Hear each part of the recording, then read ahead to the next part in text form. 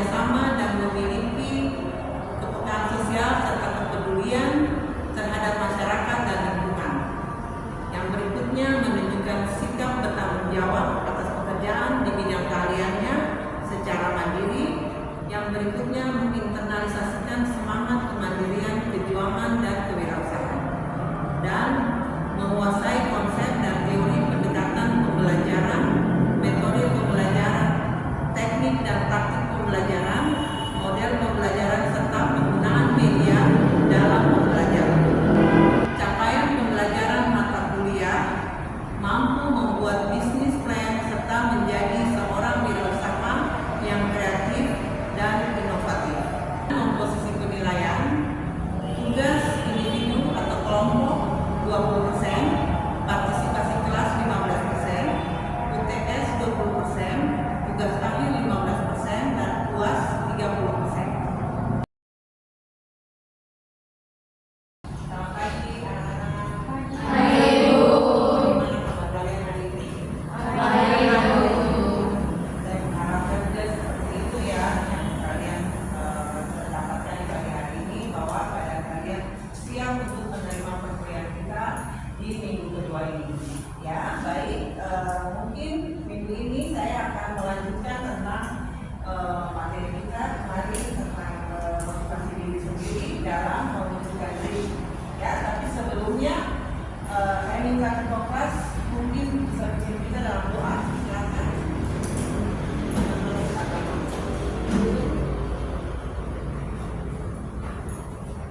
Ya, teman-teman, juga itu sebelum kita memulai pelajaran kita di hari ini, mari kita secara doa membaca doa secara singkat yang lain boleh diucapkan. Berdoa.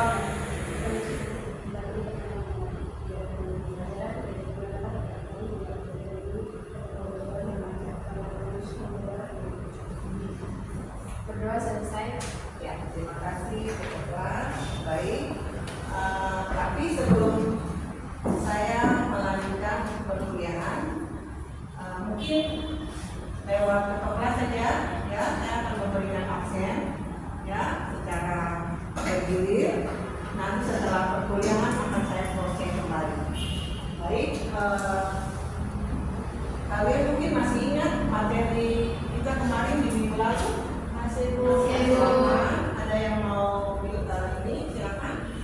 Bu, baik, di sini saya akan menjelaskan tentang konsep dasar wirausaha. Ya.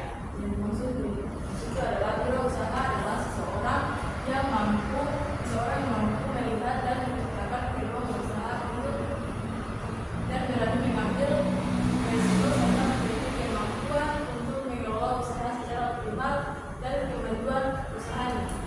Baik, amin. Ada lain? Masih ingat kemarin saya punya pembahasan pertama? Silakan. Di sini saya akan menjawab kewirausahaan. Kewirausahaan menurut Kasih 2007, dia menyatakan bahwa suatu kemampuan dalam kewirausahaan adalah suatu kemampuan dalam berpikir kreatif dan berinovasi yang dijadikan dasar sumber daya, tenaga penggerak, tujuan, siasat, dan kiat untuk menghadapi tantangan dalam hidup. Ada yang lain lagi? Begitu? Di sini saya akan kembali tegas tentang sikap dan mental dalam karakteristik yang harus dimiliki oleh seorang wirausaha. Yang pertama itu harus percaya diri. Yang kedua bisa itu mengambil risiko. Yang ketiga harus bisa menghandle atau mengakomodir dalam suatu usaha. Baik, tidak ada lagi. Tapi yang saya harapkan apa yang kemarin kita pelajari bisa kalian juga ketahui ya, dari cuma Ani, Beto, dan Fatima. Tapi saya mengharapkan semuanya juga masih bisa mengingat. Baik, saya akan masuk di materi ini yang berikutnya di pertemuan kita di ini. Jadi konteks ini ya di pertemuan kita kedua ini menjadi wirausaha yang visioner, mewujudkan mimpi dan karir berdasarkan kebutuhan masyarakat.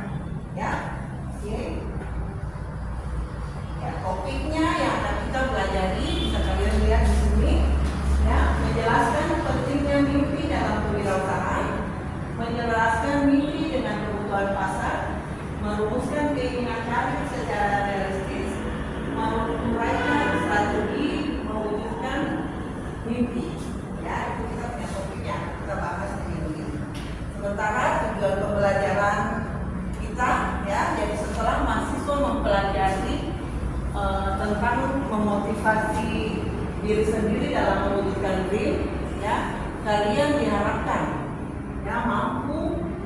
mimpi bagi diri sendiri, menentukan cara bagaimana agar mimpi itu tercapai.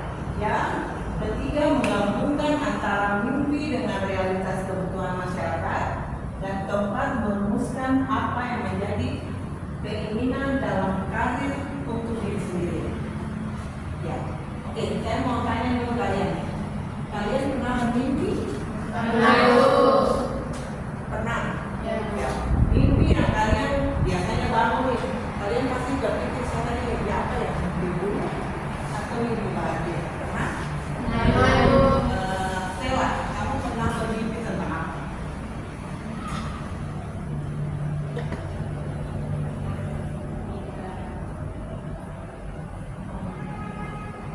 Artinya pernah kamu bangun lalu tidur saya tadi mimpi apa ya? Pernah? Apa itu? Menjadi seorang guru, ya. Kadang-kadang kalau kita bangun lalu ada perasaan bahagia, berarti mungkin mimpinya bahagia, ya. Mungkin dapat pacar baru, atau mungkin juga saya nanti dapat uang saku tambah. Tetapi ada juga mimpi yang kadang-kadang karena waktu itu mimpinya sedih ya, mimpinya sedih, mimpinya nanti mungkin dapat nilainya jelek dari semester ini, seperti itu, ya. Nah, mimpi ini juga, ya, seorang wirausaha itu saya bisa katakan seperti itu. Dia diawali dari sebuah mimpi, ya. Ini, nah, membuat mimpi bagi diri sendiri, ya, membuat mimpi bagi diri sendiri ini saya ambil rujukannya juga dari Kasmir 2007, ya. Dalam bukunya masih sampai sekarang 2007. Mengapa mimpi itu penting? Mimpi penting sebagai motivasi dan arah. Jadi kalau tadi saya bilang, Stella bermimpi ini menjadi guru, dia mungkin bisa menjadi arah atau sinyal, ya, menjadi arah atau sinyal mungkin tersadar menjadi orang, ya, seperti itu. Menumbuhkan semangat itu dia bisa menjadi satu motivasi untuk bisa menumbuhkan. Kalau saya mimpi yang baik berarti bisa menumbuhkan keinginan saya tadi, ya. Yang berikutnya membangun visi jangka panjang. Jadi dari mimpi itu kita bisa menjadikan itu sebagai suatu rujukan untuk bagaimana membangun suatu mimpi, suatu mimpi, ya, visi jangka panjang. Ya, saya kasih contoh di sini, umpamanya mimpi menjadi pemilik restoran sehat berbasis produk lokal. Biasanya seperti itu. Kita lihat bahwa ada orang yang berhasil, wirausaha yang berhasil, ya, dia hanya dari berjualan seperti itu, tapi dia mampu membeli sebuah motor, bisa membeli rumah dan sebagainya. Itu dia akan menjadi motivasi buat kita. Kadang-kadang kita bawa dalam seperti ini, bahwa mungkin ada keinginan, ya, untuk mewujudkan. Ya,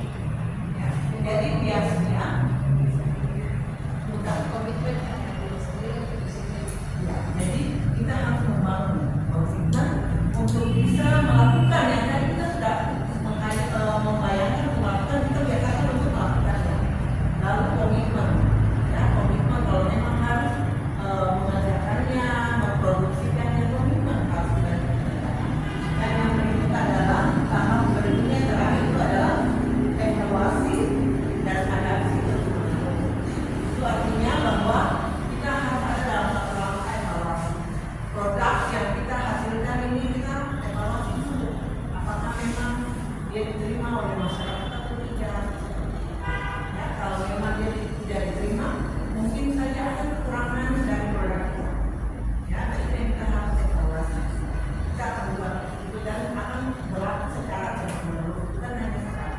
Ya, seperti itu. Ya, saya lanjut. Nah, ini menggabungkan mimpi dengan realitas kebutuhan masyarakat. Yang tadi kita menghayal dalam hayal, ya, menghayal loh. Kita ingin membuat suatu produk yang berkaitan dengan produk makanan lokal tadi, ya. Tapi ini saya pakai contohnya ini membuka usaha kopi. Ya, jadi sekarang kan banyak nih warung kafe atau kedai-kedai yang menjual minuman kopi ya. Ya, sekarang ini bukan lagi seperti zaman saya dulu yang minum kopi itu biasanya para laki. Tapi sekarang banyak juga perempuan yang duduk kafe minum kopi. Jadi saya ini pakai contohnya adalah usaha kopi. Nah, di sini kalau tadi dari mimpi kamu yang umpamanya hanya ingin berhayal menjadi seorang wirausaha dengan cara membuka warung kopi tadi. Nah, tetapi itu bukan segera serta-merta bahwa bangun lalu kita wujudkan apa yang kita mimpi. Tidak seperti itu. Kita gabungkan, jadi menggabungkan mimpi dengan keadaan yang nyata. Pertama yaitu dengan kita amati lingkungan sekitar. Apa yang dibutuhkan orang? Ya, paham saya? Jadi begini, kalau kita membayangkan ingin membuat warung kopi atau kedai kopi, kita bayangkan dulu apakah memang kebutuhan masyarakat. Tidak, masyarakat di situ semuanya senang berkopi tidak, ya sampai seperti itu. Atau mungkin saja usaha yang lain. Saya kasih contoh. Misalnya di sini kan di Kota Ambon ini kan minyak tanah itu sangat terbatas. Ya, itu adalah salah satu kebutuhan yang paling sangat krusial sekarang ya. Minyak tanah tidak ada. Kamu bisa ambil itu sebagai peluang. Mungkin yang menjual minyak tanah karena memang kebutuhan minyak tanah itu sangat terbatas. Seperti itu. Ya, dan saya balik lagi. Ya, kalau ini saya kasih contohnya adalah warung kopi. Yang berikutnya adalah mendengar keluhan atau melihat celah pasar. Jadi apakah setelah kalian bisa mampu untuk membuat suatu warung kopi atau kedai kopi, kalian harus bukan saja seperti itu, harus melihat apakah memang masyarakat menerimanya atau tidak, seperti itu. Ya, jangan sampai ada keluhan mereka, karena kebiasaannya sekarang kan banyak usaha-usaha yang sama itu ada di sekitar. Nah, mungkin saja punya orang dengan punya fasilitas yang lebih baik, ya, tempatnya sangat bersih, dan itu menjadi hal yang harus kita pikirkan seperti itu. Ya, dan yang kedua ketiga adalah mengubah ide menjadi solusi yang nyata. Jadi tadi kalau umpamanya hanya berupa ide untuk umpamanya membuat suatu warung kopi, buat dia menjadi sesuatu yang nyata. Ya. Lalu yang berikutnya saya lanjut. Nah, ini bagaimana merumuskan keinginan dalam karir. Jadi karir itu bukan soal kerja, tapi berarti dan berdampak. Ya, di sini kita pertama mengenali minat atau potensi kita dulu. Ya, sekarang umpamanya terkait dengan kedai kopi ini, apakah memang kita senang? Ya, senang untuk meracik kopi dengan berbagai varian rasa, ya, seperti itu. Punya potensi atau tidak? Kadang-kadang itu balik lagi. Jangan-jangan memang tidak hobi. Saya tidak hobi untuk merasakan minuman. Jadi tidak pernah. Ya, jadi kita lihat dulu minat atau potensi diri kita. Ya, yang berikutnya kita tentukan peran yang ingin kita ambil. Ya, entah itu sebagai pekerja, manajer, ya, pengusaha atau kreatif. Lalu yang berikutnya kita masuk ke takaran. Biasanya sesuatu itu dia tidak akan pernah terjadi. Ya, tadi saya bilang tidur, mimpi dan bangun lalu kita buka usaha. Tidak seperti itu. Kenyataannya tidak seperti itu. Kita buat dalam suatu takaran. Jadi ada suatu rencana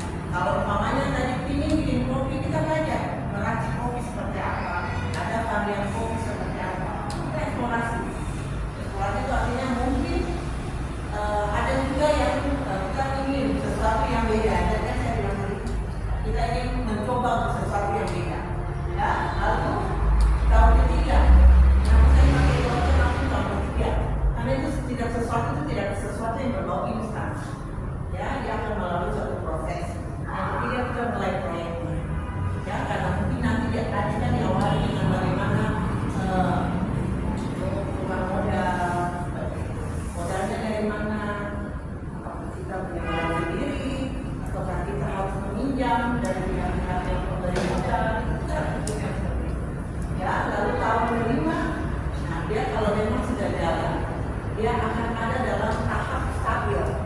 Biasanya usaha itu dia akan stabil pada tahun kelima dan dia mulai menunjukkan perkembangannya biasanya kalau sudah di atas 5 tahun, ya. Lalu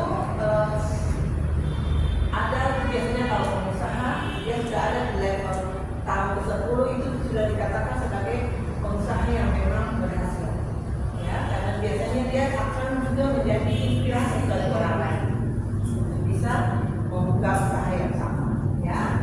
Oke, saya lanjut. Nah, ada mas, ya, di sini kesimpulan yang bisa saya ambil, ya, kesimpulan yang saya bisa ambil bahwa mimpi adalah bahan bakar utama seorang wirausaha. Jadi tadi kita sudah pelajari mimpi itu bisa menjadi motivasi untuk seseorang mau menjalankan usahanya. Lalu mimpi itu bukan saja hanya mimpi lalu setelah itu selesai, tapi kita perlu jalankan dalam bentuk langkah-langkah konkret tadi yang sudah dijelaskan. Ya, lalu berikutnya kewirausahaan yang sukses adalah yang mampu memberi solusi bagi masyarakat. Yang dia usahakan itu bisa dimanfaatkan oleh masyarakat. Dan yang terakhir, merancang karir berarti menyusun strategi untuk masa depan. Ya, oke, baik. Mungkin saya akan ada di babak pertanyaan. Ya, silakan siapa yang mau bertanya? Sheila. Terima kasih atas kesempatan yang diberikan kepada saya. Di sini saya bertanya tentang melakukan analisis SWOT pada poin kedua opportunities. Pertanyaan saya, bagaimana kita bisa meminimalkan risiko saat memanfaatkan peluang? Bagaimana kita bisa meminimalkan risiko saat memanfaatkan peluang? Jadi bagaimana kita meminimalisir resiko terhadap peluang yang ada. Jadi resiko untuk usaha itu tetap ada, ya, resiko dalam berusaha itu tetap ada, ya. Tetapi bagaimana kita harus meminimalisirnya, ya, semuanya tetap kita harus hadapi, tapi kita meminimalisirnya. Ya, pertama dengan cara apa? Yang tadi saya sudah bilang, ya, bagaimana? Bagaimana? Disiplin. Ya, disiplin salah satunya, lalu komitmen, apalagi? Ya, kita harus sering mengadakan evaluasi, ya, tadi belajar terus, ya, belajar terus dan melihat apa yang menjadi kekurangan kita, dan yang paling penting kita harus bisa menerima masukan dari orang lain. Ya, kadang-kadang kalau kita mau usaha gitu, ya, mau usaha gitu, bukan berarti bahwa apa yang kita lakukan itu sudah baik. Setidaknya kita harus bisa menerima masukan dari orang lain untuk meminimalisir dari risiko yang ada. Saya paham, Stella? Bisa? Baik. Ada lagi? Silakan. Nama siapa? Ya, Florencia. Oke, di sini saya bertanya mengenai bagaimana cara kita sebagai wirausaha muda yang baru merintis usaha mencoba mengatasi ancaman yang terjadi seperti persaingan di luar sana yang begitu ketat dan meningkat pada era modern ini. Oke, baik. Ini kalian generasi muda nih.